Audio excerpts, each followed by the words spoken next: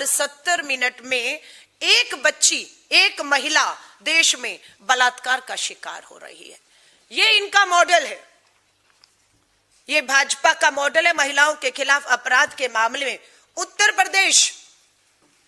प्रदेश जहां पर भाजपा की डबल इंजन की सरकार चल रही है, पूरे देश में 66,000 महिलाओं ने अपनी शिकायतें उत्तर प्रदेश में दर्ज की हैं। और सरकार ये नहीं बता रही है कि मामले तो दर्ज हुए, अपराध हुआ, लेकिन न्याय कितनों को मिला, कितनों को फांसी और सजाएं मिली।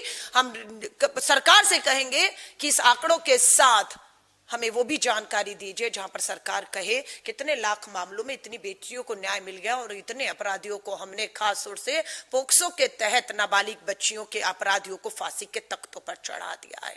एक भी मामला आज देश में सुनने और देखने को नहीं है जहां पर भाजपा की डबल इंजन की सरकारें खोखले नारे बेटी बचाओ के दे रही हैं और वहां पर न्याय मिल रहा हो।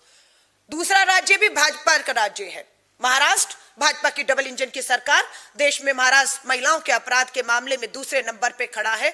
47,000 लगभग 48,000 महिलाओं ने, बेटियों ने यहां पर भी अपनी शिकायतें दर्ज की हुई हैं, कोई न्याय नहीं।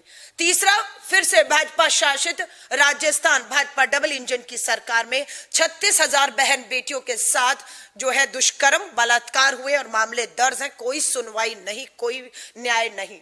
पश्चिम बंगाल जहां पर अभी टीएमसी की सरकार थी, भाजपा वहां पर महिला सुरक्षा का मॉडल लेकर गई, लेकिन अगर उत्तर प्रदेश, महाराष्ट्र और राजस्थान के मॉडल पहुंच पाए होते तो मुझे बिल्कुल भरोसा है कि भाजपा की सरकार पश्चिम बंगाल में कभी नहीं बनती।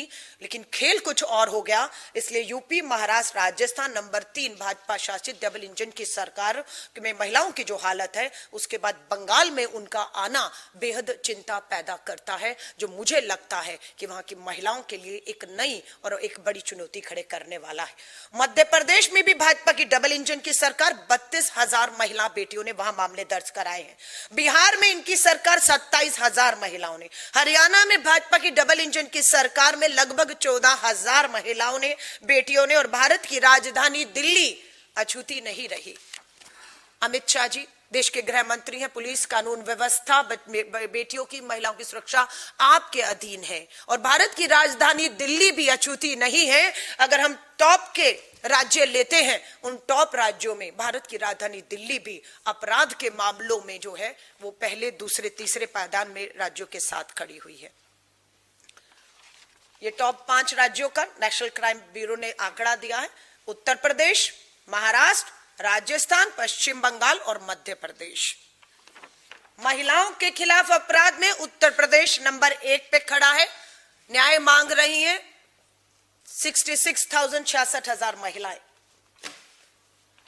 प्रत्येक दिन दलित महिलाओं के खिलाफ हिंसा हो रही है।